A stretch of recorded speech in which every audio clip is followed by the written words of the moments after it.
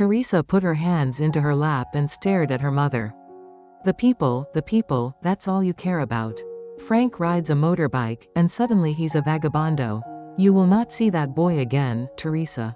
You hear? Her mother, Maria, washed the dishes, each one slamming into the old plastic rack with a sigh. With all those drawings on his body and his earrings, she pretended to spit into the water. What would people say? Her mother wiped her hands on a tea towel, twisting the old fabric between her fists. You never listen, not like your sister. After all the sacrifices I made for you, what do you do? By now the towel was so tightly wound, her mother's chubby fingers had turned white. Whatever you want. Little Teresa doesn't care for anyone but herself. Teresa couldn't remember the last time she'd experienced such hostility from her mother. They had a strained relationship at best, but now the woman stood over her, trembling with anger. She buried her face in her hands, unable to meet her dark brown eyes. Perfect Louise, she said. We might be twins, but that doesn't make us the same person. Why can't you respect me for who I am? Her mother slung the towel across the edge of the sink.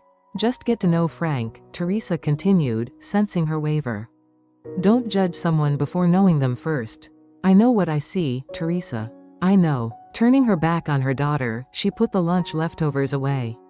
Teresa briefly closed her eyes, drained by the discussion. Her hands worked through her long, brown curls to ease the tension in her scalp. Each finger was adorned with rings. Each wrist carried bangles and bracelets that jangled endlessly. As the older woman bustled around the kitchen, she wondered how someone who was meant to love her could make her feel so small. Of course, Louise could do no wrong in their mother's eyes. It didn't matter that Teresa had graduated from university after qualifying as a primary school teacher, while Louise stayed home and did nothing most days. Instead of celebrating her wins, her mother questioned why Teresa hadn't become a lawyer or doctor. If a job and diploma didn't please her mother, what would? She gasped at the time as she was meeting Frank in the piazza for a coffee, the very reason the argument had begun in the first place. Thankfully, even the full wrath of her mother wasn't enough to stop her from doing what she wanted. Teresa was a 22-year-old woman who made her own decisions. I have to go, she said, walking out of the kitchen. I can't keep Frank waiting, she added with a smirk, skipping the last few steps as her mother slammed the door behind her. Stepping into the light, warm breeze and glaring sunlight, she walked along the narrow alleys of Palermo, high heels digging into rough, hilly ground. Her hand lifted, waving to the old women seated outside their homes knitting and talking amongst themselves. These women liked to gossip and judge, they had nothing better to do. Just like her mother, who always leapt to quick assumptions about others. Before her appeared Louise, heading towards their house. Where are you coming from? Teresa asked. Her sister stopped walking. Mama asked me to babysit Lucia's grandkids while she went to the market. Where are you going? Meeting Frank for a coffee.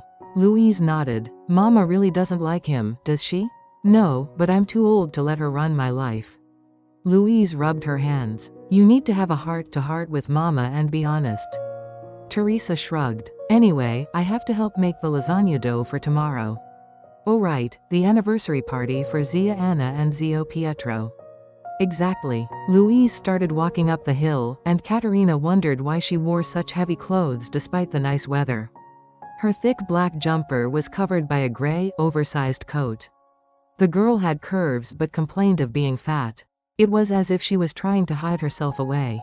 On Sunday morning, Teresa slept in, the clatter of pots and pans finally waking her. Before she could open her eyes, someone was shaking her. For God's sake, Teresa, I've been trying to wake you for the past hour. Get dressed and help me with the party. Rubbing her eyes, she stretched and faced her mother. Sure, I'm getting up now. Your sister's been up for hours, helping. Have you no concern for us working so hard? She placed her arms across her chest, gazing. Teresa sat up, blinking at her mother's hovering figure. I'm getting up, just give me a minute and I'll be there. Once her mother had walked away in a huff, she rushed to the bathroom. Tears stung her eyes. She wondered why her mother hated her so much. In the shower she scrubbed her body hard, then stepped out to face the mirror. Her dark eyes stared bleakly back, her tanned complexion pallid, shoulders slumped. She shuffled into the kitchen and set the table with Louise in the courtyard. They carried trays of homemade olives, sun-dried tomatoes, buffalo mozzarella, and pickled cucumbers, the smell drawing bees from the thyme bushes close by.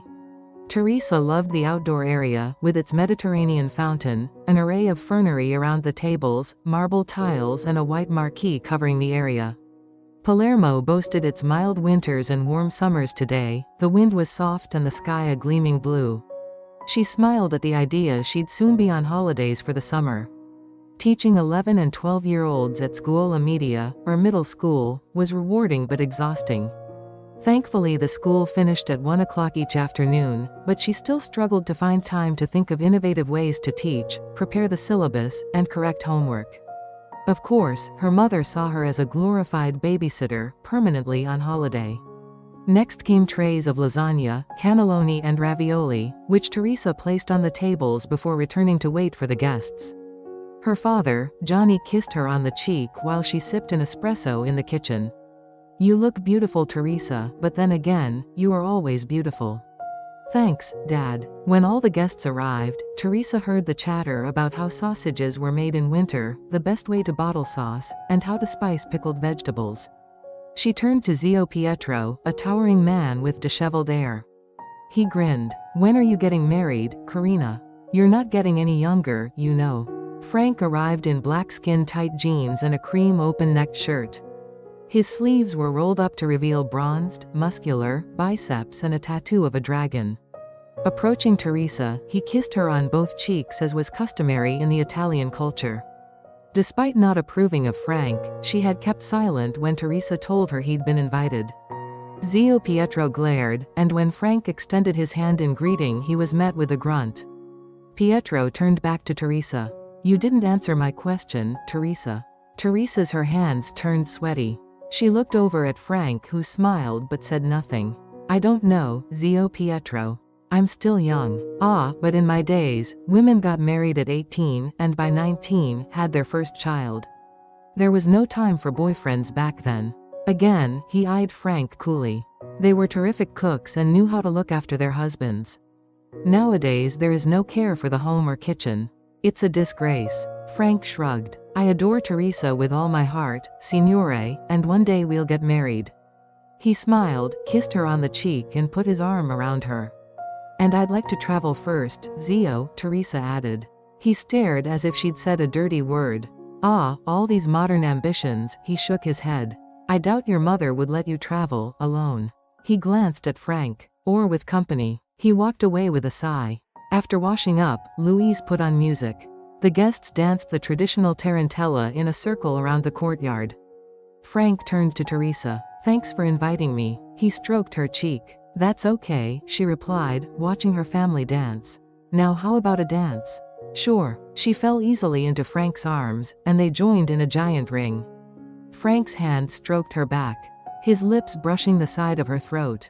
As the music was nearing the end, her mother called, looking irate. "Teresa, I need you. Come inside now." She sighed and turned to Frank, who was frowning. "I'll be back. Keep dancing." Teresa walked to the kitchen and approached the bench. Her mother lifted the cover of the box containing the anniversary cake. "Look at this." Teresa was curious. "What about it?" She sighed. "I told you to order the continental cake, not the chocolate sponge. I thought I made it clear." Teresa peered at the brown icing. "Sorry, Mom, you stupid girl. How could you get the wrong one?" She tossed her hands in the air. "I can't serve this." Teresa felt sick. Why was she distracted all the time? What was wrong with her? Louise would have got the right cake because she isn't self-absorbed. "You stay out until all hours of the night, and don't come to church. Of course you'll make mistakes." She waved her away. "Just go." She found Frank standing at the door, glaring. With hands on his hips, he approached her mother. Why put Teresa down over a stupid cake? He crossed his arms. Who even cares what kind it is? It's just a damn cake. It's edible, isn't it? Her mother blushed. I was right about you, here to make trouble. You mind your own business and leave, now. I'll leave when you apologize to your daughter. You have no right to speak to me like that, her mother hissed. I deserve respect, especially in my own house. Frank tugged at his earring. I'll respect you when you have the decency to respect Teresa. Teresa ran to her bedroom, locking the door behind her. She sat on her bed, trembling until she heard a knock on the door. Hesitantly, she rubbed her eyes and stood up to unlock it. Frank stood there, a concerned look etched across his face. "Are you okay?" He stepped inside and took her hand, lifting it against his stubbled cheek. "I'm sorry I got angry back there, but she had no right." Teresa pulled away and moved towards the window. Below, the locals strolled by, looking carefree. She only wished she could feel the same. Frank wrapped his arms around her from behind. She felt safe and loved, and turned to face him. He gently kissed her. She pulled away. "I'm thinking of going away for a while, once work finishes in the next couple of weeks." Frank's jet black hair hung over his strong features and dark eyes. He was rugged and handsome, the small stud in his ear giving him a reckless air.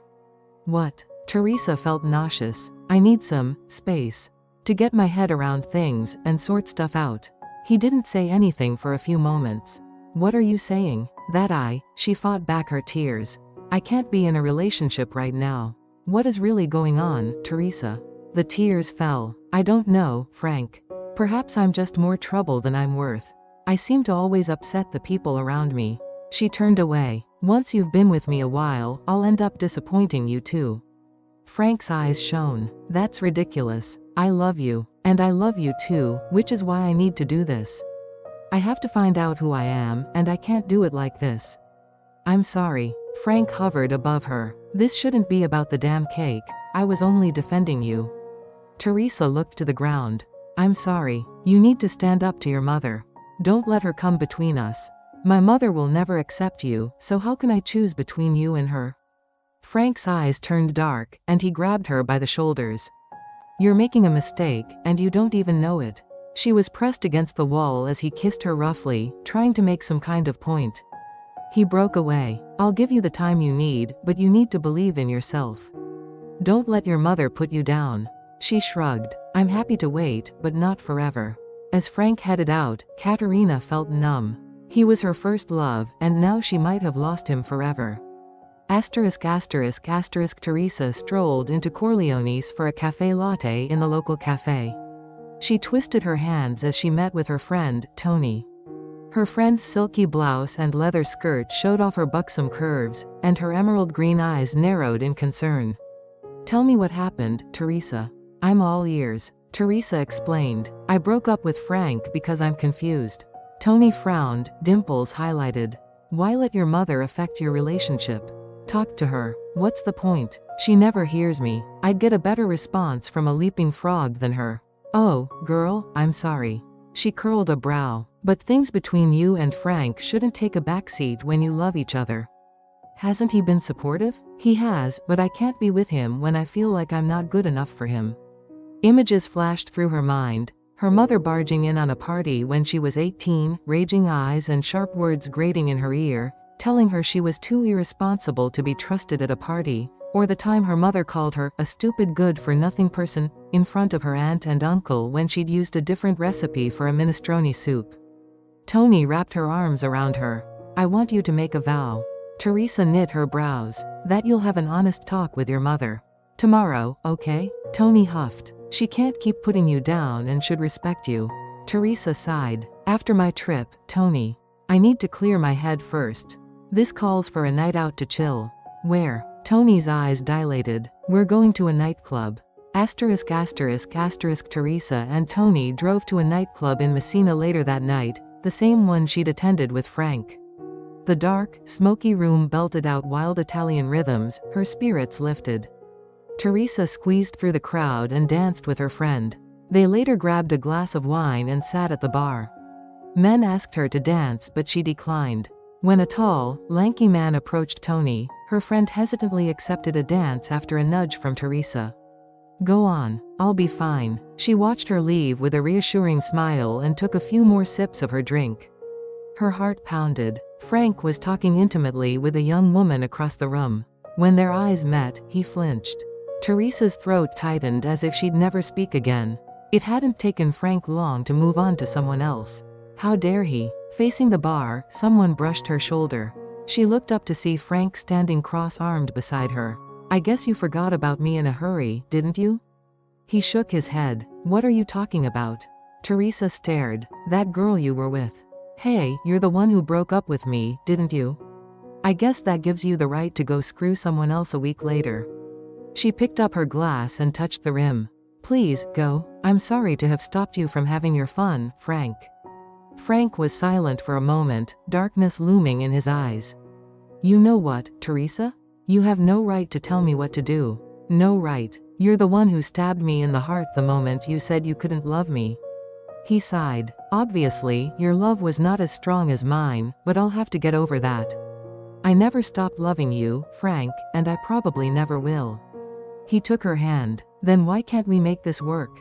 I've never felt this way about anyone before. Teresa shook her head. I'm sorry, Frank. I can't commit to anything right now. Frank dropped her hand and stalked back towards his lady friend. The woman's hands were on both hips until he grabbed her around the waist and kissed her passionately. Teresa gasped. She felt like he'd just cut her with a knife. How could he do that, just to spite her? Clearly, he was moving on, and she'd be a fool not to do so as well. He wasn't mature enough to understand what she was going through. Tony returned with her new friend, but Teresa pretended she was fine. The man turned to order drinks and Teresa spoke to Tony about seeing Frank. I really don't get why you broke up in the first place. Help me understand. Teresa fixated on her. I'm sick of hurting others. He deserves someone better. I'll only drag him down to my level. Tony gave her a playful shove. That's ridiculous. You're perfect for each other. Stop making yourself miserable and get back with him. I can't. It would never work out. Oh Kat, stop letting your mum rule your life. Tony's friend gave her a drink and they danced once more. Teresa's heart ached, but she'd made her decision about Frank. She wasn't ready to commit. *****. The next morning, Teresa prodded her mother to the kitchen chair. We need to talk, Mum. Teresa put her hands into her lap and stared at her mother.